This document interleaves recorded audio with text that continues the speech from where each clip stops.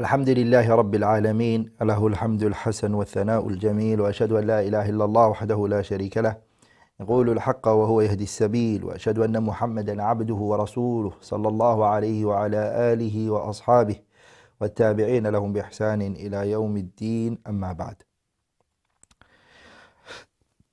We were talking about ahkam, rulings and regulations that were related to the winter. We finished issues of tahara that was related to winter. And inshallah ta'ala today we're going to start issues which are related to salah. Okay? Before I go into the salah, I want to speak about rulings and matters related to adhan, giving the adhan. And I wanted to talk about two issues in the adhan, inshallah ta'ala. The first issue is al-adhanu fil matari aw al-bard. Adhan in the winter and when it's rainy. Al-Imam al-Bukhari and Muslim both narrated in their Sahih من حديث ابن عباس رضي الله تعالى عنه that he said that Ibn Abbas أنه قال لمؤذنيه, he said to his mu'adhin في يوم مطير, a day when it was really rainy, he said to him إذا قلت, if you say أشهد أن محمدا رسول الله, when you say that, فلا تقل, don't say حي على الصلاة, قل, rather say صلوا في بيوتكم, pray in your houses. So pay attention here. And Imam al-Bukhari and Muslim both narrated in their Sahih that Ibn Abbas radiallahu ta'ala anhuma, he said on a day when it was really raining to his mu'adhin that when you say Ashhadu anna Muhammadan Rasulullah, when you say that, do not say Hayya ala salah, come to the prayer. Rather say Sallu fi buyutikum, pray in your houses. And the narration mentioned فَكَأَنَّ النَّاسَ اسْتَنْكَرُوا, it was like the people saw this awkward. Ay na'am. And I want you to ponder here. The tabi'een and the noble people of that time, when Ibn Abbas said this to them, they did istinkar of it. Like, what is this? Where did you get this from? And this is because, ya ikhwati al-kiram, they were muttabi'een, they followed the nusus al-wahyayn, they followed the Quran and Sunnah. So anything that was said out of the ordinary from that, it was whoa. But today, because the Sunnah has died out and the innovation has become so clear and prevalent, anyone who does the Sunnah is like, what are you doing? Where did you get this from? We didn't find our forefathers upon this. The bid'ah has become the norms and the Sunnah has become strange. So, فَكَأَنَّ النَّاسَ اسْتَنْكَرُوا, it was like the people, they saw what Ibn Abbas was saying, awkward. And then he said to them, فَعَلَهُ مَنْ هُوَ خَيْرٌ مِنِّي, someone better than me did this. And here he's referring to who? The Prophet ﷺ. إِنَّ الْجُمْعَةَ عَزْمَةٌ وَإِنِّي كَرِهْتُ أَنْ أُخْرِجَكُمْ فَتَمَشَّوْنَ فِي الطِّينِ وَالدَّحْدِ. The Jumu'ah is a azima. It's something you must do. Okay? Okay. وَإِنِّي كَرِهْتُ أَنْ أُخْرِجَكُمْ, but I dislike to bring you guys out. The sharh, inshallah ta'ala, I'm going to bring it in great details later. فَتَمْشُونَ فِي الطِّينِ, that you walk inside the, in the mud and the water and everything. Bukhari also narrated in his Sahih, and Muslim also in his Sahih, and Nafi', that Nafi' Mawla ibn Umar, he said, أذن ابن عمر did adhan في ليلة بضجان, a day, it was بضجنان, بضجنان. Ibn Umar radiallahu ta'ala anhu, he did adhan in a place in بضجنان. And it's as al-Bakri, he says in his Mu'jam Mastu'jimah, He says that it is اسم جبل قريب من مكة. It's a mountain that is close to Mecca. Okay, ثم قال, he said, صلوا في رحالكم. Okay, he said, pray in your houses. فأخبرنا أن رسول الله صلى الله عليه وسلم كان يأمر مؤذنا يؤذن ثم يقول على إثره ألا صلوا في الرحال في الليلة الباردة أو المطيرة في السفر. And then he informed them after he did that, يعني على إثر أذانه, after his adhan, he said to them, ألا صلوا في الرحال, pray in your houses, okay? في الليلة الباردة, a night when it's very cold, أو المطيرة في السفر, or if it's يعني rainy in a journey. Ahmed also narrated, and Abu Dawood, and it was authenticated by Ibn Khuzaymah and his student Ibn Hibban, and Usama ibn Umayr, that he said, كنا مع رسول الله صلى الله عليه وسلم زمن الحديبية. We were with the Prophet صلى الله عليه وسلم at the time of Hudaybiyah. وأصابنا مطر, a matar happened. لم يبل أسفال نعالنا.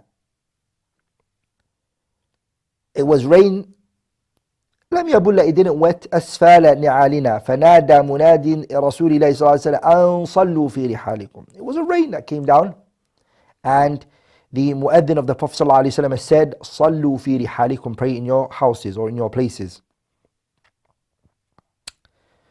So the benefits that we take from all of this ahadith, okay, is الرخصة في التخلف عن مسجد الجماعة لعذر.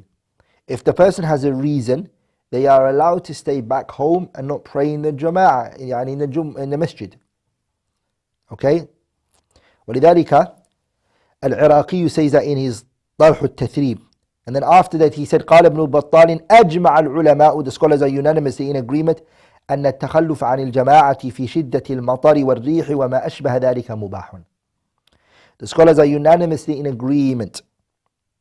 Okay?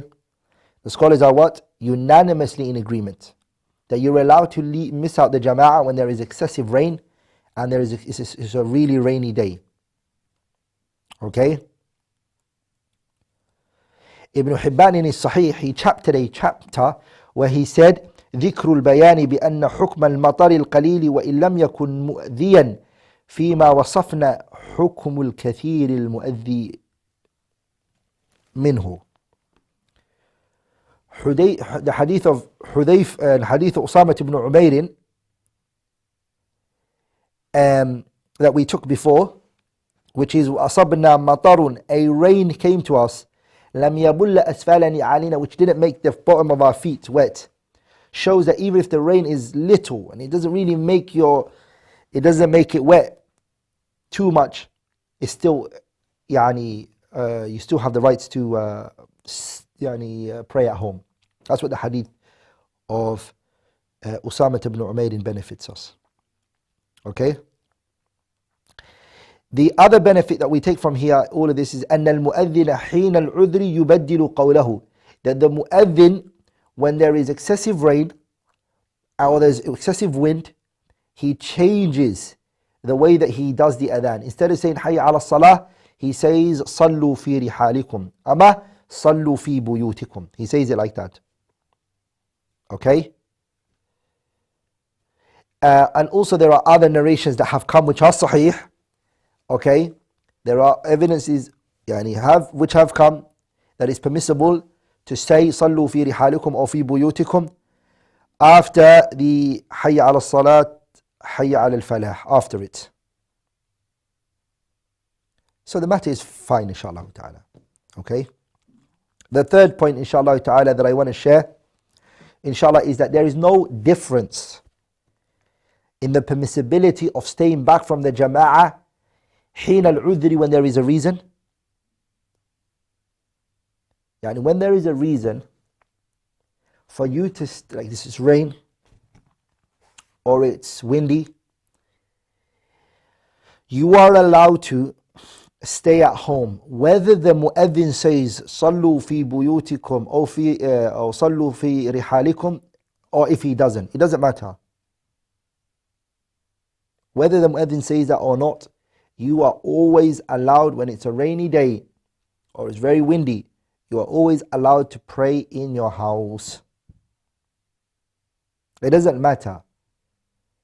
أقال المؤذن أم لم يقل. Did the mu'adhin say it or did he not? It doesn't matter. مسألة الرابعة, the fourth مسألة that we take from this in this issue is أن الصلاة في البيوت حين العذر على التخيير. It is your choice whether you want to go to the jama'ah or not. And it's not wajib on you anymore. And that's what Bukhari's fiqh is. He chaptered that. He said, باب الرخصة في المطر والعلة أن يصلي في رحله. حافظ ابن حجر, he says, ذكر العلة من عطف العام على الخاص لأنها أعم من أن تكون بالمطر أو غيره, والصلاة في الرحل أعم من أن تكون بالمطر أو غيره, والصلاة في الرحل أعم من أن تكون بجماعة أو منفردة, لكنها مظنة الانفراد والمقصود الأصلي في الجماعة إيقاعها في المسجد. Okay. And also the famous hadith of the Prophet ﷺ where he said, من سمع النداء, anyone who hears the adhan, ولم يجب, and doesn't obey it, فلا صلاة له إلا من عذر. That person doesn't have no prayer unless there is a عذر. Okay. And the second mas'ala that I want to talk about in this whole topic, so this was the first point I was talking about, we took benefits from it. The second mas'ala I want to talk about is كيفية الأذان. How do you do the adhan and the iqama when you want to combine between the two salahs? If you want to pray combine between Dhuhr and Asr or Maghrib and Isha, how do you combine the prayer? That inshallah ta'ala is going to come to us in our next point, bi'idhnillahi al-kareem, which is salah. So I've done the adhan. Those are the 2 points I wanted to state about the adhan. But the issue of how do you do the adhan and how do you do the iqama when there is al-jam'u bayna as-salatayn, between the two prayers, inshallah ta'ala, I'm going to come to that now in the chapter of salah. I'm going to now speak about the salah, brothers and sisters. Pay attention to this. There are many important things that can be discussed here. From the first of them is mashru'iyatul jam'i bin nassi. It is permissible by way of textual evidences that you are allowed to combine bayna salatayn, between two prayers.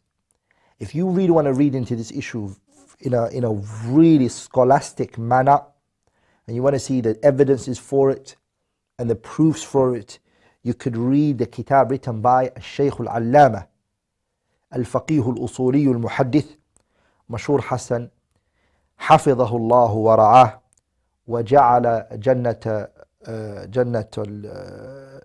الجنة مثوانا ومثواه. Shaykh Mashhur has written a kitab where he talks about al-jam'u bayna as-salatayn, combining between two prayers. He's written a kitab where it's mufrad. He wrote a lot of ahkam in there. May Allah grant him Jannatu al-Firdaus and preserve him. So you can find a lot of discussions there. He mentions from the evidences of Hadith Sahih Muslim, okay, من طريق أبي الزبير, on the authority of Sa'id ibn Jubayr and Abdullah ibn Abbas رضي الله تعالى عنهما, قال that he said, صلى رسول الله صلى الله عليه وسلم الظهر والعصر جميعا والمغرب والعشاء جميعا في غير خوف ولا سفر. Okay, you see I chose that word, ولا سفر. But Imam Malik in his Muwatta, he narrated, he said, أرى ذلك كان في مطر. I think this was regarding a rain. And one of the scholars who agreed with Imam Malik in his Muwatta is Imam al-Shafi'i rahimahullah. You can see that kalam of his by Imam al-Nawawi in his Majmu' and also Nawawi in his al-Istidhkar. Also Bukhari narrated it in his Sahih min hadithi من طريق عمرو بن دينار عن أبي الشعثاء عن ابن عباس, the same. And then Ayyub al-Sakhtiyani, he says لعله في ليلة مطيرة. It was probably a rainy day.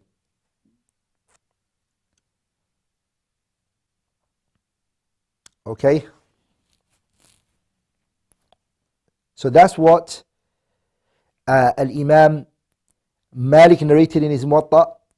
Al-Shafi'i narrated narrated the same hadith, and Bukhari rahimahullah, he brought it in his Sahih and he mentioned Ayub as-Sakhtiyani's kalam. Okay, so this wording, some of the scholars they say it says يعني صلى رسول الله صلى الله عليه وسلم الظهر والعصر جميعا والمغرب والعشاء جميعا في غير خوف ولا مطر. Some of them narrate it as ولا مطر instead of ولا سفر. ولا سفر. And some of them are saying, and here it is.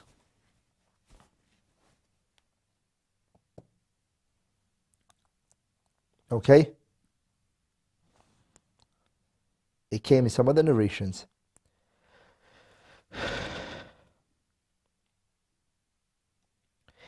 The second point I want to talk about is the wajh al-istidlal here. The wajh al-istidlal. Shaykh al-Islam ibn Taymiyyah, he said, rahimahullah, قول ابن عباس, the قول of Ibn Abbas here, جمع من غير كذا ولا كذا, ليس نفيا منه للجمع بتلك الأسباب بل إثبات منه لأنه جمع بدونها وإن كان قد جمع بها أيضا ولو لم يقل أنه جمع بها فجمعه بها فجمعه بما هو دونها دليل على الجمع بها بالطريق الأولى فيدل ذلك على الجمع للخوف والمطر وقد جمع بعرفة ومزدلفة من غير خوف ولا مطر. The kalam of Ibn Abbas radiallahu ta'ala anhu, where he mentions صلى رسول الله صلى الله عليه وسلم الظهر والعصر جميعا والمغرب والعشاء جميعا في غير خوف ولا مطر, يعني that narration, it doesn't negate, okay, combining for those reasons. Yani you can combine because there's fear. You can also combine when there is rain. You can also combine when you're a traveler. But it just shows that the Prophet ﷺ, at this certain situation, he didn't combine because of those reasons. That's what Al-Imam Ibn Taymiyyah rahimahullah stipulated from that. He also says وبهذا استدل أحمد به على الجمع لهذه الأمور بالطريق الأولى فإن هذا الكلام يدل على أن الجمع لهذه الأمور أولى وهذا من باب التنبيه بالفعل فإنه إذا جمع ليرفع الحرج الحاصل بدون الخوف والمطر والسفر فالحرج الحاصل بهذه أولى أن يرفع والجمع لها أولى من الجمع لغيرها. Ibn Taymiyyah rahimahullah, he says Ahmad ibn Hanbal rahimahullah, he actually took from from this hadith, the hadith of Abbas, that you are allowed to combine because of those certain reasons, such as traveling, fear, and rain. لكن from what angle من باب يعني طريق الأولى, that this is more befitting, okay? Because the Prophet ﷺ, the reason the hadith of Abbas mentions that the Prophet ﷺ had combined was to remove distress and hardship from the people, okay?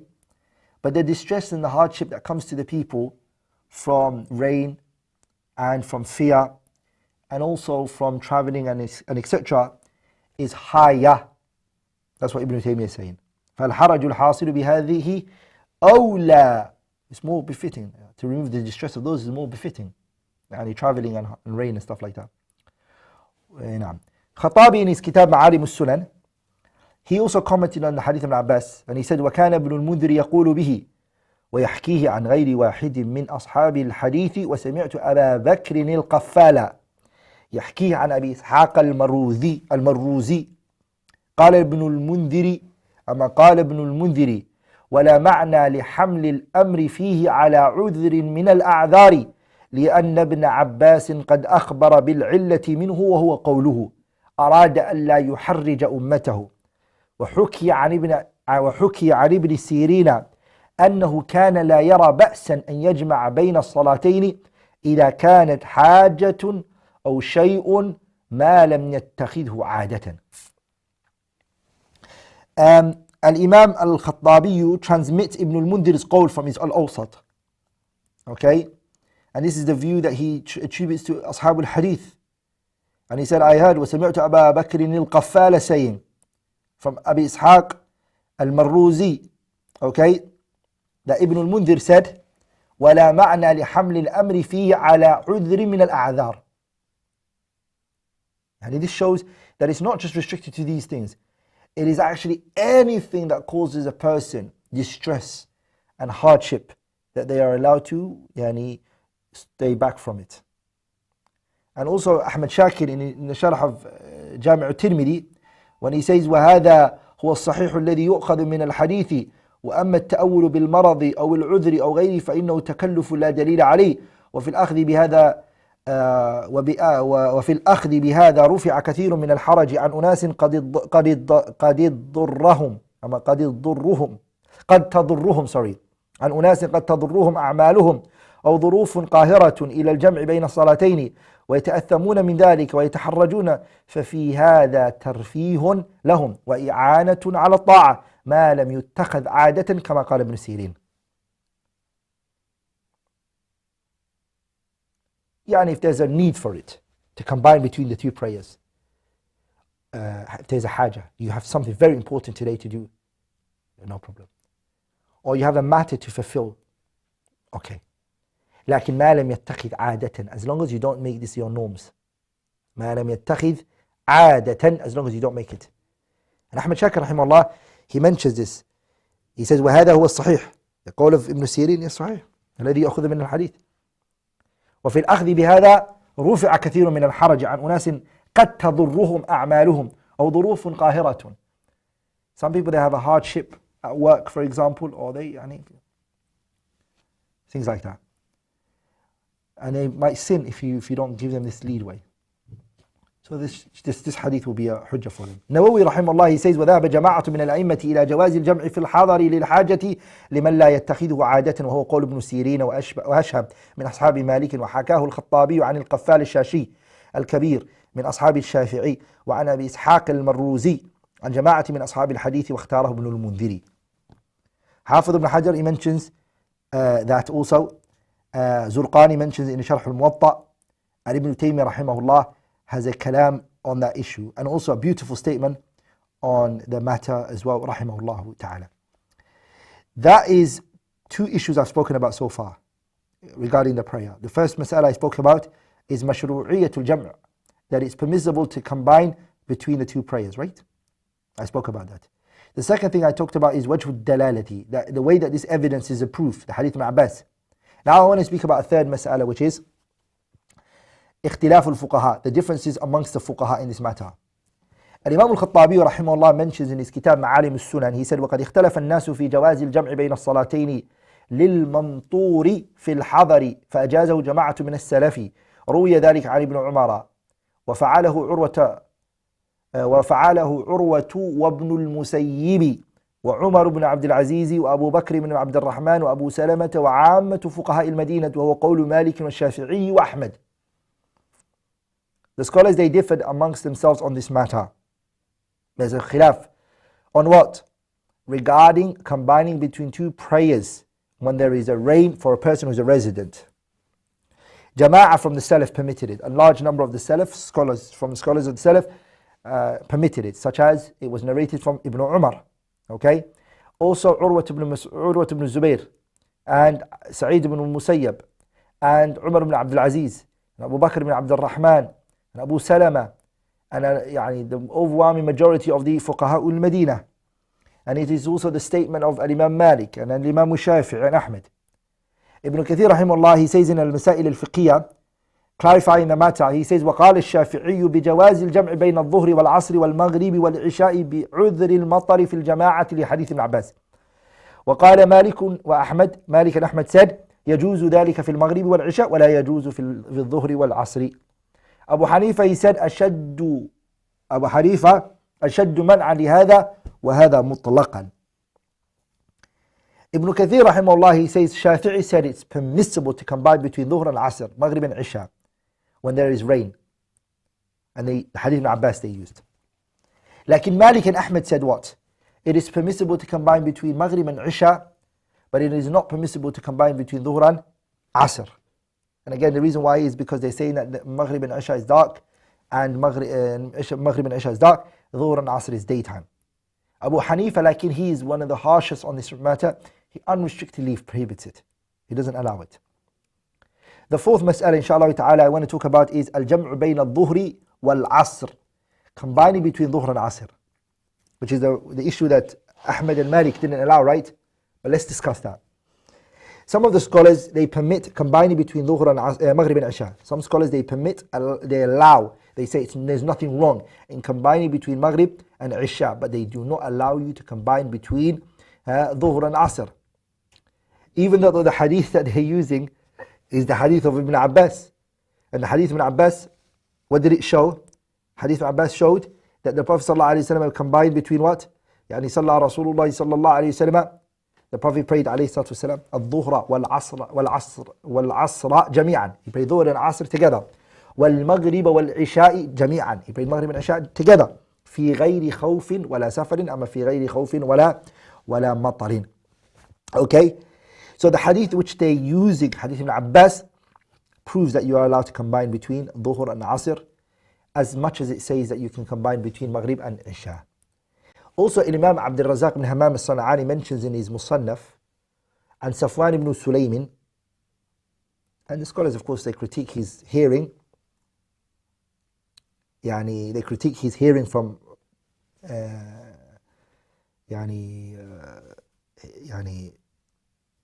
him hearing from him, they question it. عن عمر, okay, رضي الله عنه جمع بين الظهر والعصر في يوم مطير. That Umar radiallahu anhu combined between Dhuhr and Asr on a day when it was really rainy. Al-Mardawi mentions in his Kitab Al-Insaf, clarifying the ruling of combining between Dhuhr and Asr.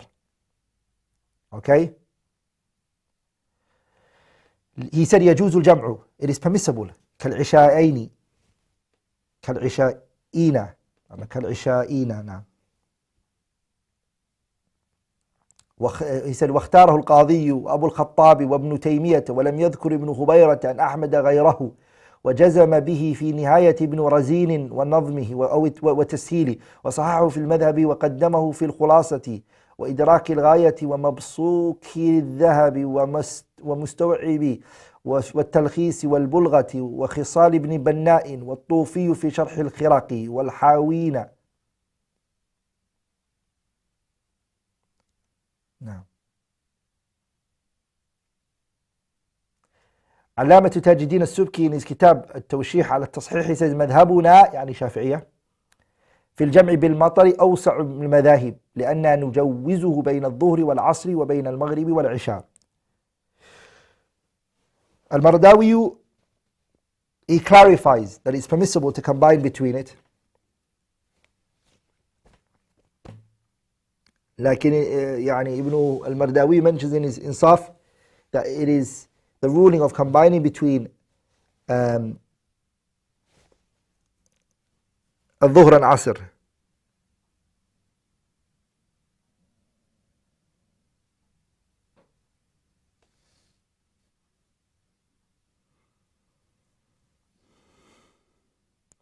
Ibn Turkumani in his Jawhar al-Naqi, which is also published with the Sunan al-Bayhaqi, alhamdulillah now, with Tahqiq of Shaykh Abdullah Turki, he says, the Ta'qib of Taj al-Din al-Subki's kalam, the kalam of Imam Malik aslan originally, إن مالكا لم يجز الجمع بين الظهر والعصر بعذر المطر فترك ما تأوله هو حديث ابن عباس عليه. Imam Malik didn't allow Dhuhr and Asr when there is rain. محمود خطاب السبكي says in his منهل العذب المورد مع تفسير مالك يقتضي إباحة الجمع بين الظهر والعصر وبين المغرب والعشاء لضرورة المطر.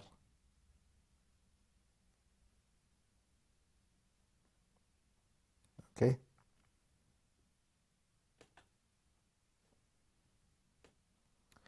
So Wallahu A'lam, that which seems apparent and that which seems strongest is the Hadith of Abbas mentions both.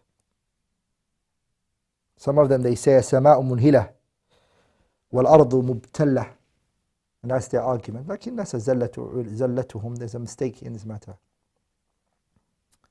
How do we then combine now? Which is a fifth mas'ala. Sifatul Jam'i, how do we combine between the prayers? The scholars and the people of knowledge, they disputed one another fi sifatil jam'i, how do we combine? Some of them said it is al-jam'u al-haqiqi, it's a real jam'a. which is a famous type of jam'a that we know, which is either jam'u taqdeem or jam'u ta'khir. And then there's another group of scholars, which is qawlul thani. They said the jam'a here is not jam'a which is haqiqi, it's jam'a which is known as jam'u suri. Jam'u suri.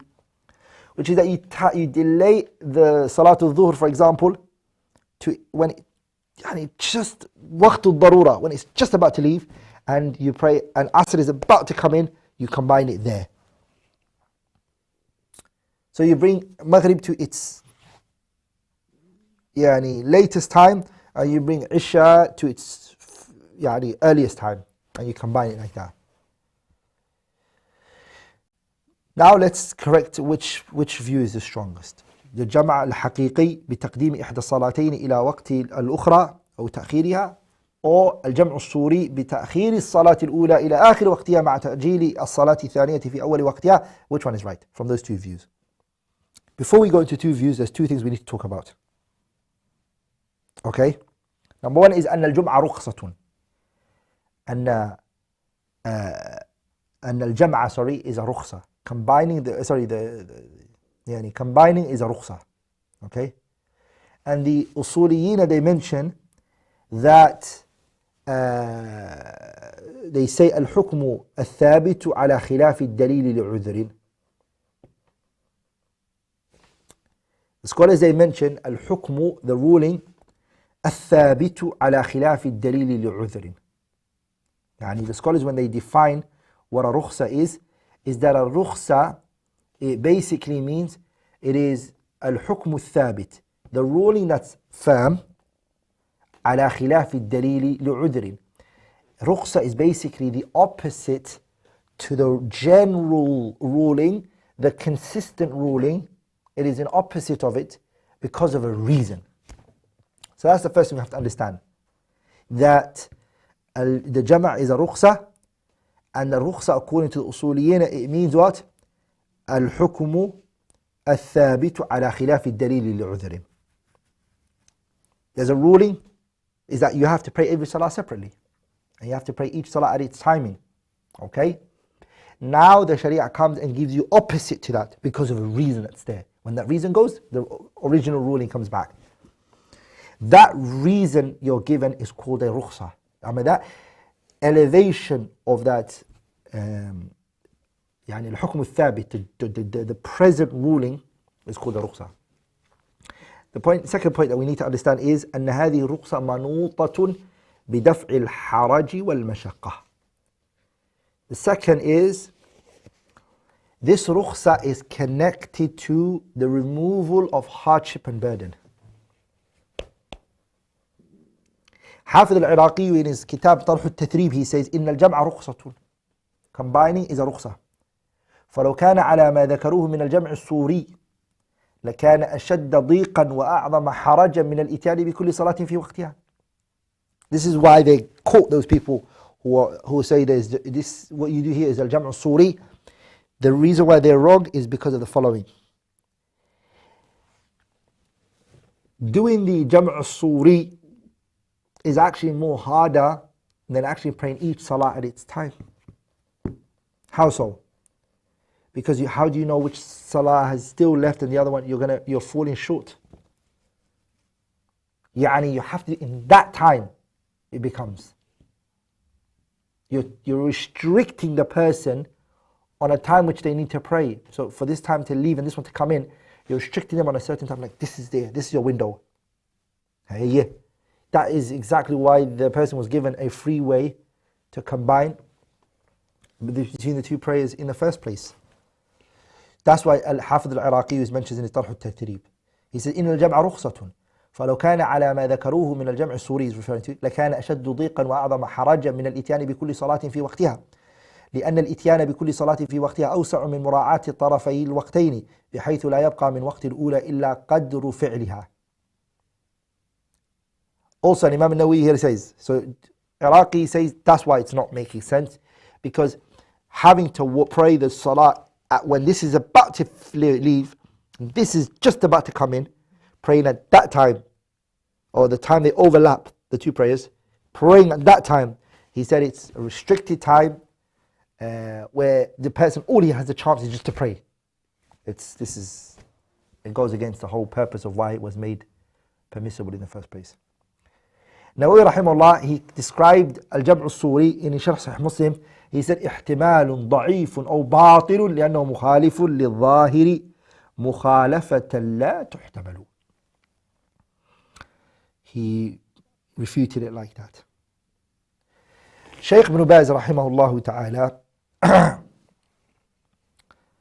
he responded to this in his ta'liq of Fath al-Bari. He says, rahimahullah ta'ala, when he did ta'liq on it, he said هذا الجمع ضعيف والصواب حمل الحديث المذكور على أنه صلى الله عليه وسلم جمع بين الصلوات المذكورة لمشقة عارضة لمشقة عارضة ذلك اليوم من مرض غالب أو برد شديد أو وحل ونحو ذلك.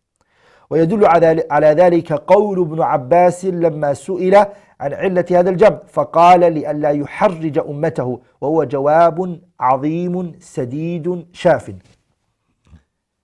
So Ibn Baz rahimahullah, he doesn't accept that as well, and he says this jama' is weak, al-jam' al-suri, and the hadith should be taken at its apparent meaning, which is referring to al-jam' al-haqiqi, okay, and etc. The sixth mas'ala, inshallah ta'ala, I want to talk about today, bi'idhnillah, and it will be the last, is an-niyatu fil jam'i, the ruling on the intention that you need to come with when you want to combine.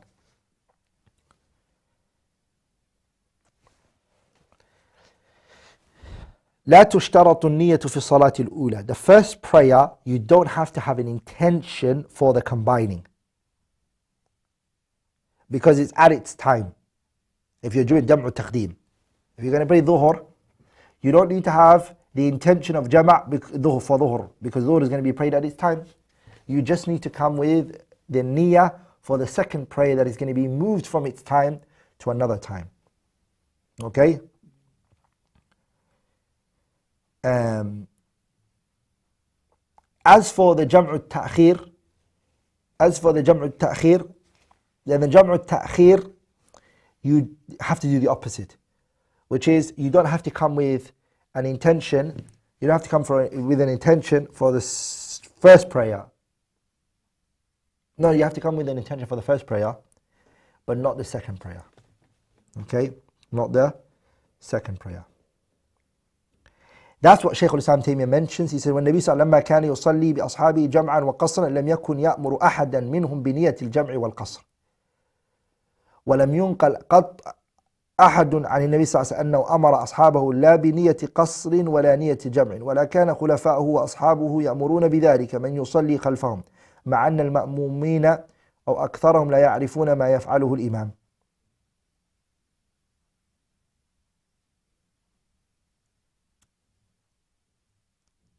مع أن المأمومين أو أكثرهم لا يعرفون ما يفعله الإمام. وقال الحافظ ابن حجر in فتح الباري, when he extracted some benefits from the hadith إنما الأعمال بالنيات, he said واستدل بمفهومه على أن ما ليس بعمل لا تشترط فيه النية، ومن أمثلة ذلك جمع التقديم، فإن الراجح من حيث النظر أنه لا يشترط له نية. ثم ذكر, and then after he mentioned some adillah for the matter. So what do we say in this matter? There is no intention required for the first prayer, because it's been prayed at its time and it's been prayed in its situation. The second prayer, lakin, that is the one you have to come with an intention. Okay? So those are the points, inshallah ta'ala, that we've taken today. Anything which I have said that was wrong or incorrect is from me and shaitan, and Allah and His Messenger are both free from it. سبحانك اللهم وبحمدك أشهد أن لا إله إلا الله أستغفرك وأتوب إليه. Anyone have any questions?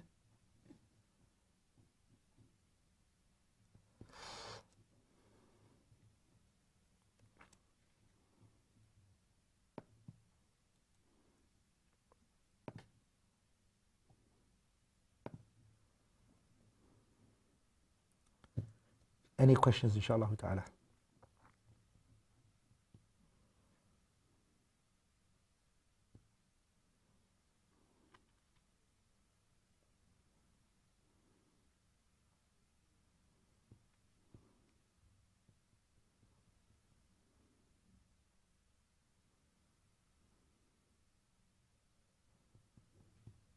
Ustadh, may Allah grant you Jannah. In one of your videos you said that giving fatwa without ilm is worse than shirk. But isn't shirk the only sin that Allah is not going to forgive? What I said was in the ayah when Allah Tabarak wa Ta'ala mentioned قوله تعالى قل إنما حرم ربي الفواحش ما ظهر منها وما بطن والإثم والبغي بغير الحق وأن تشركوا بالله ما لم ينزل به سلطانا وأن تقولوا على الله ما لا تعلمون. And Ibn al-Qayyim rahimahullah mentions that speaking about Allah Tabarak wa Ta'ala with no knowledge is itself will fall under shirk. نعم. يعني not speaking about Allah Tabarak wa Ta'ala,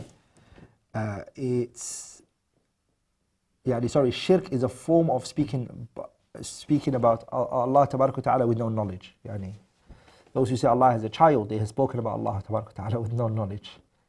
نعم. Those who have associated partners with Allah Tabarak, are speaking about Allah with no knowledge. But speaking about matters with no knowledge doesn't always mean it's shirk. Okay, it doesn't always mean it's shirk. If that makes sense.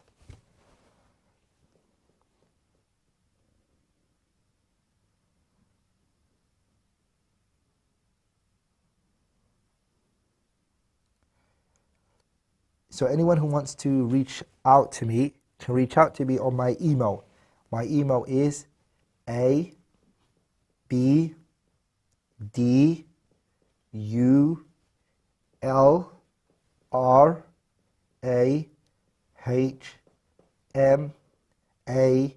which is AbdulRahman, at Kalima, KALEMAH, as it's written on the YouTube channel, .org, O-R-G. Okay?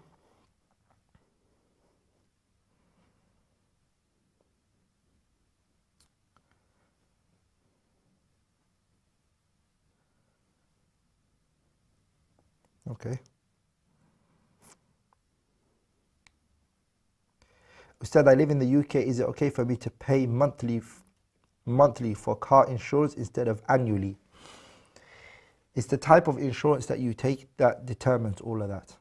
And inshallah ta'ala, once I will speak about car insurance and all of that in details, inshallah ta'ala.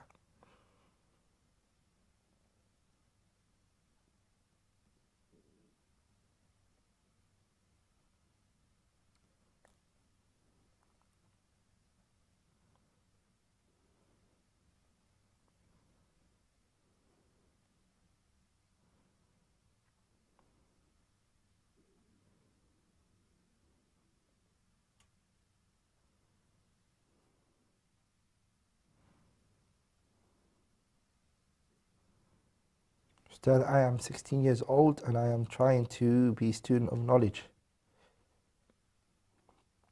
What job are you doing and what to do you advise me to do?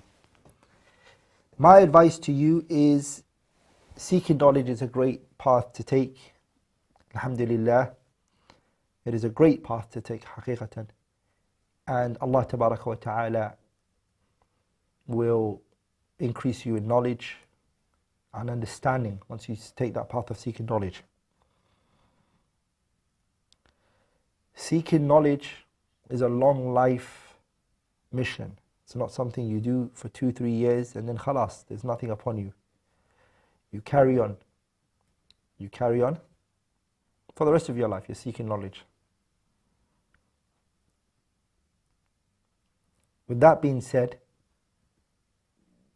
it's always good for a student of knowledge to have other means of income and working, and not to come in with the mindset of making money from the deen of Allah subhanahu wa ta'ala.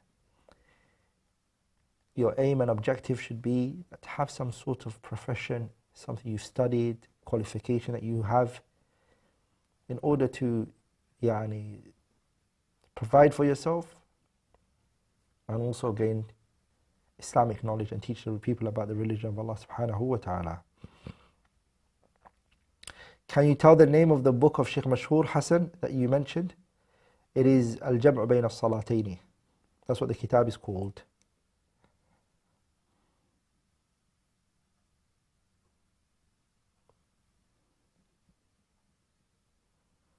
Assalamu alaikum wa rahmatullahi wa barakatuh. May Allah preserve you. The masjid I go for salah, the imam does congregational dhikr and dua. So that's not from the sunnah to do congregational dua and adhkar after the salah. It's not from the sunnah to do such a thing. That's number one. The second part of the question is this according to the sunnah? If not, what shall I do in this situation? Just don't say Ameen in the congregational dua. Once you finish, you can leave. Okay? And Allah knows best.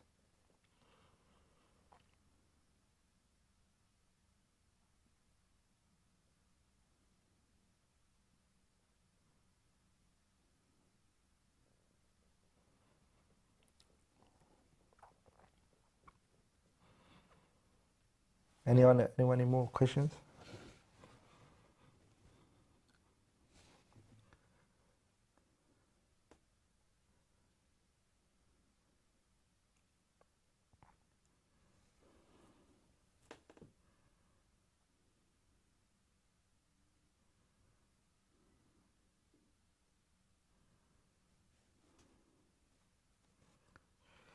Can a woman buy and wear a necklace with her name on it? Yeah, she can. There's nothing wrong with that.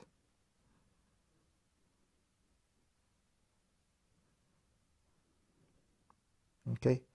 Inshallah ta'ala, brothers and sisters, I'm going to take the last question and I'm going to leave bi'idhnillahi al-kareem.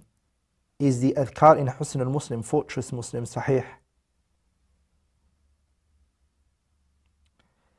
The adhkar which is in Husn al-Muslim by Sheikh Sa'id ibn Wahf al-Qahtani rahimahullah ta'ala, all of the hadiths that are in there are not sahih.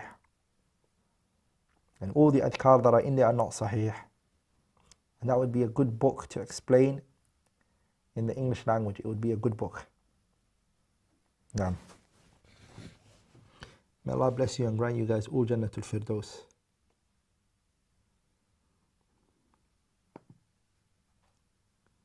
سبحانك اللهم وبحمدك أشهد أن لا إله إلا الله أستغفرك وأتوب إليك.